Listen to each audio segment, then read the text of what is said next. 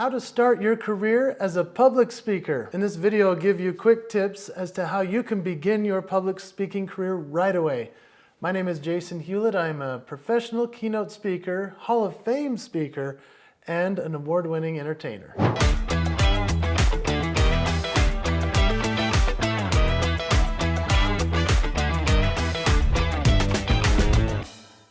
Many people are confused as to how to begin your career and to even think, how do I get started?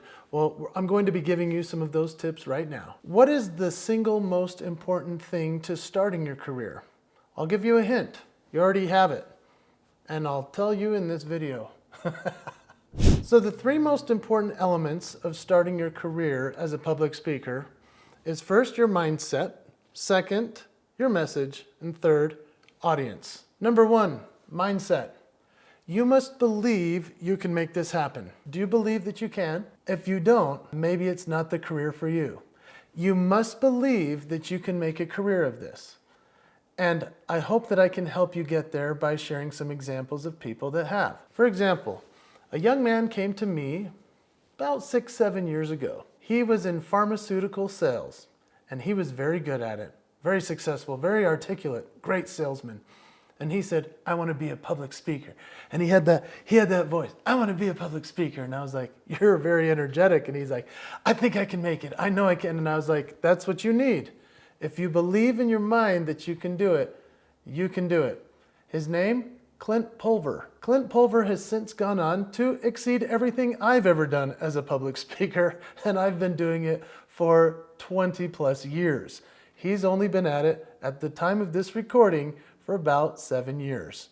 It's incredible to watch somebody who believes truly in their mind that they can do it. If you haven't looked up clintpulver.com and you don't follow him yet, you'll know him soon. He'll be a household name. Because mindset. The question with your mindset is, do you feel called? And do you feel that you have something so important to say you can't help but say it? Do you have something you're called to share with the world? If you do, that's part of the mindset. That's so important that you feel called to do it. And a friend of mine, her name is Lark Dean Galley. Now, Lark has an incredible background. She's a great person, a great teacher, a great speaker. But she didn't know what she should share with the world. And then something tragic happened in her life. Her dear son died by suicide. Now she felt so compelled that she had to share her message. She had to get to the right mindset to be able to go out and do that. Now, this is something that's so powerful because she has now helped so many people and has changed lives, has saved families because of what she went through. If you feel so compelled, then maybe you're the person that is called to go out there and do that. But it comes back to feeling you are called. That's your mindset. And then there's the time spent on making it happen. I mean, think about it. Have you ever gone through and kept track of what you do with your day? Most people spend so much time either scrolling the internet or social media or just wasting and doing errands and other things throughout the day where you're doing everything but working on what you want to become. And so when it comes to your mindset, I want you to write down, if you would, write down for yourself what your day looks like. Maybe just keep track. I used to do this on a minute-by-minute basis at the end of each hour. I would go back through and write down what I did that hour. And I did this for days and weeks and months until finally I got to a point where I was like, oh, I have now created this architectural piece for what my life would look like. And so write down what you're spending your time doing. Maybe it's just per hour. Maybe it's just what you did that day. But if you can focus in and hone in on what you spend your time doing, it will be so much quicker to making your public speaking career happen, and it happens now. So number 2 is message. We've already talked about mindset. Let's talk about message. The first thing is, what would you share with an audience? What are you passionate about? The real litmus question is this: what would you drive 6 hours one way to say to somebody for free? That's the litmus test. And so when I think about what I want to talk about with people, it's about their talents, their gifts, their strengths. I call it the promise. What is yours? It took me a long time to figure out how to concisely say I'm speaking about the promise. But I used to talk about goals. I used to talk about what you're good at, what your talents are. And that for me was where I started until I finally was able to get it packaged right. And so for you, what is it? What are you passionate about? What are you good at? What would you drive 6 hours one way to tell somebody and not get paid to do it? So then within your message, you need to figure out if you're either a niche expert workshop person or a general keynote speaker. That means that most people running a workshop are really an expert in what they do. They can give you step by step, line by line, what you need to do in order to make it happen. And then there are the general keynote speakers.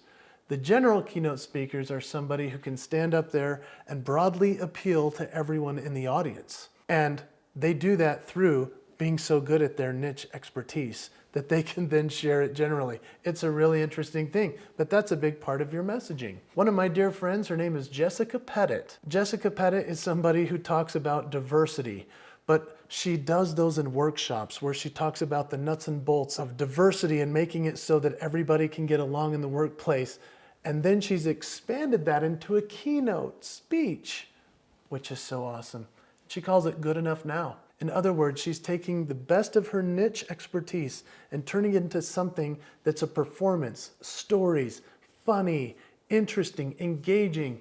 People are laughing, people are crying. She's created a message that is broad enough for every single person to get something powerful out of it. And that is her message. Good Enough Now. Check her out, Jessica Pettit. And then there's crafting your message to pitch.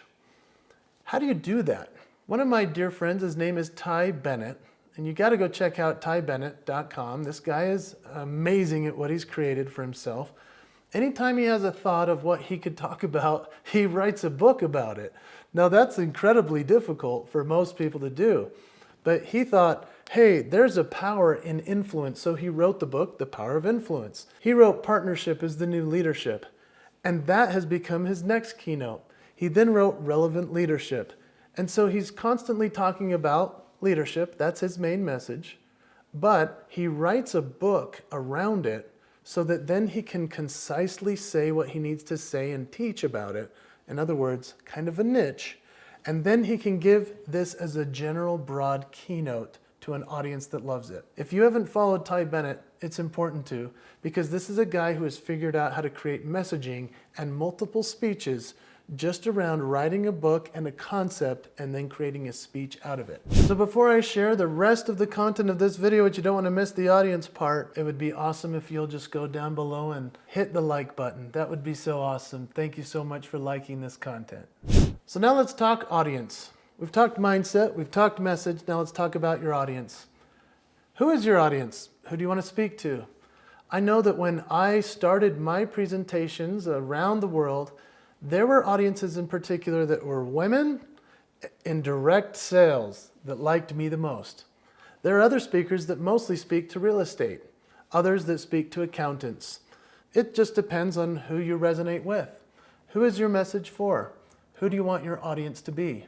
You get to choose, but I'd recommend that you write it down and say, these are the types of audiences I want to speak for, and they'll manifest. One of the most important things that you can do as a speaker is to make it about them, not you, okay? Here's the problem. A majority of speakers are thinking, how can I show my best self? How can I make it so that I get a standing ovation? How can I make this about me? It's really about them. It's about the audience. It's about who you're serving. And so when you start thinking less about you and more about them, you'll be able to find your greatest audience. And then finally, who do you know right now that you could talk to immediately? I mean, for example, if your kid goes to a school, maybe you could talk to that school's team of the sports or of basketball or lacrosse. Maybe if you're in a community that has an association, you could go speak to the homeowners association. Maybe that doesn't sound exciting, but if it doesn't, then you need to get to a place where you're excited to share your message to anybody that will listen. Maybe you're a part of a church group, you could volunteer there. There are many, many audiences that are interested in hearing what you have to say as long as you're interested in sharing your message and feel that it will benefit them. So who do you know? Look at your contacts. Reach out and tell them, hey, I'm ready to speak. I have a message that's powerful. When you get in that mindset and you share your message, your audience will appear. One of the most important things you could do is join the National Speakers Association. The sooner you do that, and your local chapter will help you so much to discover how you can create this career for yourself. How you can make this happen is such a neat thing, because here's the thing. Most people don't realize they need to associate with other people that are doing what they're trying to do. We've all heard that phrase that, you surround yourself with the 5 people you want to become like most.